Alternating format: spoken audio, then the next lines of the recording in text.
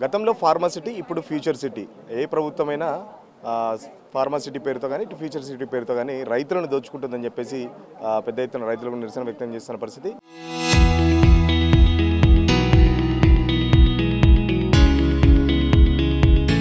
So ఇదే అంశంపై మనతో మాట్లాడడానికి ప్రొఫెసర్ హరగోపాల్ ఉన్నారు.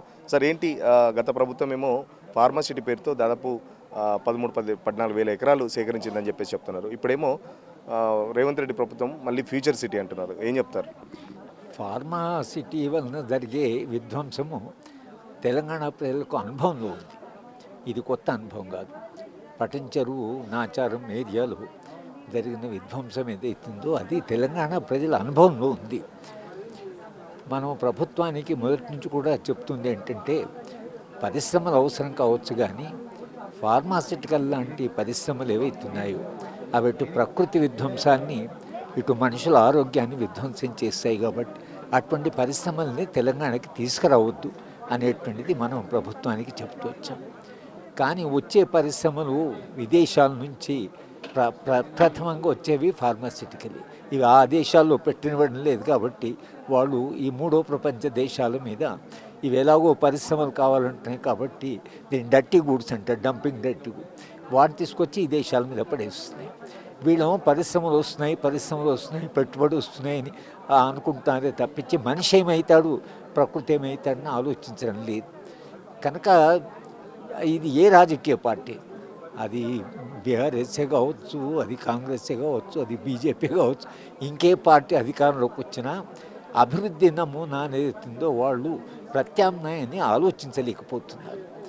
దానివల్ల ప్రజలు ఎవరైతే దాని చేత ప్రభావితమయ్యారో, ముఖ్యంగా చిన్న సన్నకారు రైతులు, 2 ఎకరాల భూమి ఉన్న వాళ్ళు, పాపం దాని మీద బతుకుతున్న వాళ్ళు, అసైన్ భూమిని అసలు ఇందిరాగాంధీ కాలంలో పేదవాళ్లకు భూమి ఇవ్వాలి అని, భూమి అంటే కేవలం భూమే కాదు, అది వాళ్ళకి ఆత్మగౌరవము, స్వతంత్రంగా బ్రతకడము, తమ కాళ్ళ మీద తాము బ్రతకడం అనేటువంటిది భూమితో లింక్ అయినది. అటువంటి భూమిని కూడా అసైన్ భూమి అని చెప్పి దాన్ని కూడా ప్రభుత్వాలు వెనక్కి తీసుకుపోవడం అనేది ఏందో.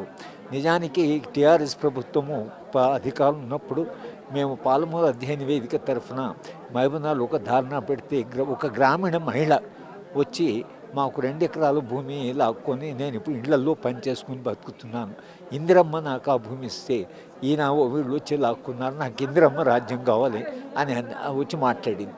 ఇందిరమ్మ రాజ్యం కావాలంటే ఆ వచ్చిన భూమి ఏదైతుందో ఇందిరాగాంధీ ఇచ్చిన భూమి, మా భూమి మాకు కావాలని అంటే, కాంగ్రెస్ పార్టీ వాళ్ళు ఈ చిన్న వాళ్ళ దగ్గర నుంచి భూములు తీసుకొని పరిశ్రమలు, ముఖ్యంగా ఫార్మాసిటికల్ పరిశ్రమలు పెట్టడం అనేది అది మనం ఆహ్వానించవలసినవి కాదు. పార్టీ పునరాలోచించాలి. అసలు ఫార్మాసిటికల్ ఏదైతుందో పెట్టొద్దు అనేది మనం ప్రభుత్వానికి, మంత్రులకి, అధికారులకి చెప్పినా కూడా వాళ్ళు వినడం లేదు. కాబట్టి ప్రజా ఉద్యమం తప్పించి వేరే మార్గం లేదు. ఆయా ప్రాంతాల్లో ఫార్మాసిటీ వస్తే ఏమవుతుందో భయం ఉంది. కాబట్టి వాళ్ళ మొత్తంగా అసలు దాన్ని వ్యతిరేకిస్తున్నారు. మేమందరం కూడా అది సరి అయినటువంటి డిమాండ్ అని చెప్తూ దానికి మద్దతుగా మేము నిలడానికి సిద్ధంగా ఉన్నాం. పోయిన ప్రభుత్వం ఫార్మాసిటీ పేరుతో భూమి సేకరించింది. ఇప్పుడు ఫ్యూచర్ సిటీ అని చెప్పేసి ఇంకొక 15,000 ఎకరాలకు సంబంధించి కూడా ఇక్కడ భూమి సేకరించబడుతుంది. సో బీఆర్ఎస్ చెప్తుంది అది కేవలం ఫార్మాసిటీకి మాత్రమే చేశాము, ఫ్యూచర్ సిటీ ఎట్టి పరిస్థితుల్లో ఒప్పుకోవడానికి లేదని చెప్పేసి కూడా చెప్తున్నారు. నిజంగా విషాదం ఏంటంటే, అభివృద్ధి అంటే అదే అనుకుంటున్నారు వాళ్ళు. ఇప్పుడు వ్యవసాయం అనేది అభివృద్ధిలో భాగము. రైతు నువ్వు ఎట్లా బాగుపరచాలి, రైతాంగాన్ని ఎట్లా స్టెబిలైజ్ చేయాలి అనేది కాకుండా, గత 20-30 ఏళ్ళుగా ఈ న్యూ లిబరలిజం వచ్చినప్పటి నుంచి అన్ని రాజకీయ పార్టీల యొక్క ఇమాజినేషన్ ఏదైతుందో అన్ని రాజకీయ పార్టీలు ఒకే తిరిగి ఆలోచిస్తున్నాయి. సమస్య ఏమొచ్చిందంటే, ఒక పార్టీ వచ్చి ఇది అభివృద్ధి కాదు, ఈ అభివృద్ధికి మేము వ్యతిరేకం, దీనికి ఒక ప్రత్యామ్నాయం అభివృద్ధిని మేము చేస్తాము అనేటువంటి రాజకీయ పార్టీ భారతదేశంలో లేకపోవడం అనేది అవుతుందో అది అంతిమంగా ఎక్కడికి దారితీస్తుందంటే రైతాంగ ఉద్యమాలకి.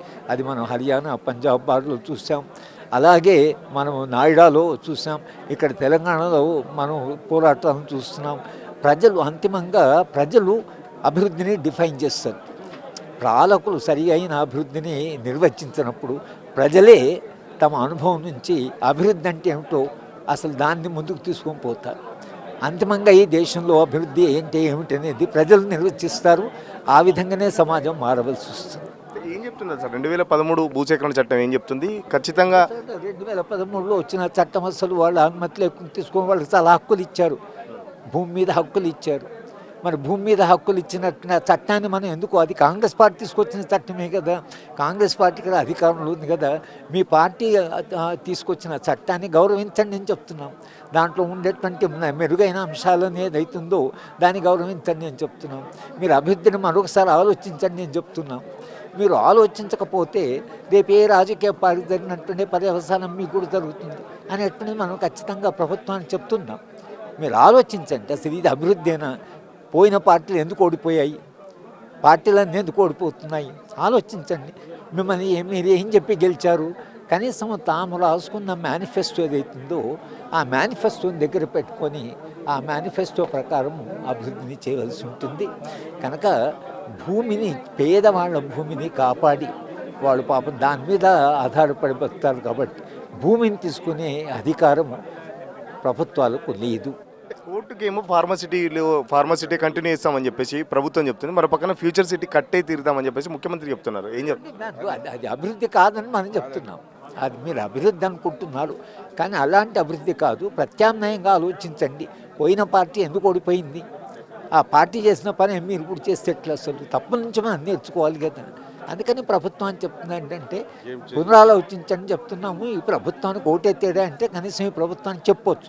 వింటరాదు లేదా, పోయిన ప్రభుత్వం వినడానికి సిద్ధంగా లేదు. ఈ ప్రభుత్వం కనీసం మాట్లాడవచ్చు.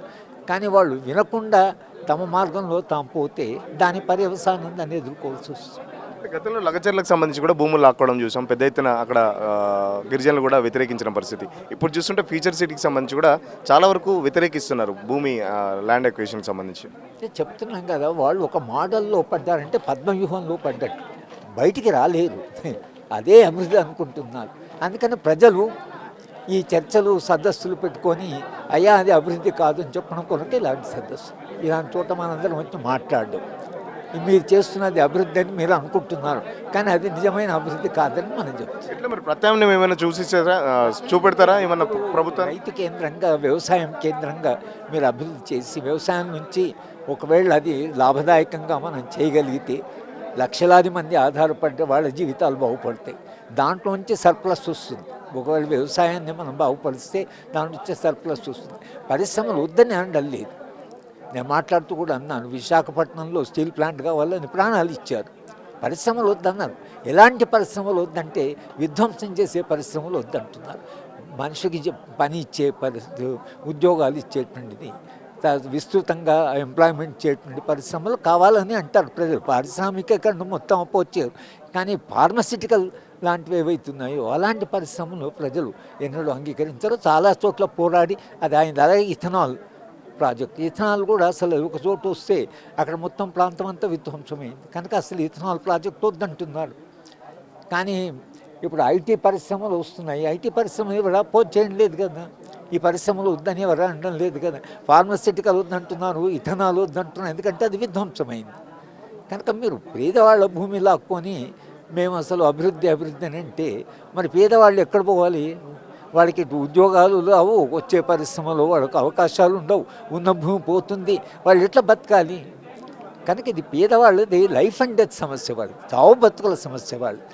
కనుక మనం వాళ్ళని ఎట్లా కాపాడుకోవాలి అనేటువంటి ఆలోచించాలి. కానీ వాళ్ళ భూములు లాక్కోవడం అనేది ఏదైతుందో అది మానవీయం కూడా కాదు కదా. మనుషులు జీవితాన్ని ఇంకా పాడు చేయడం ఒక మానవీయ దృక్పథం కాదు కదా.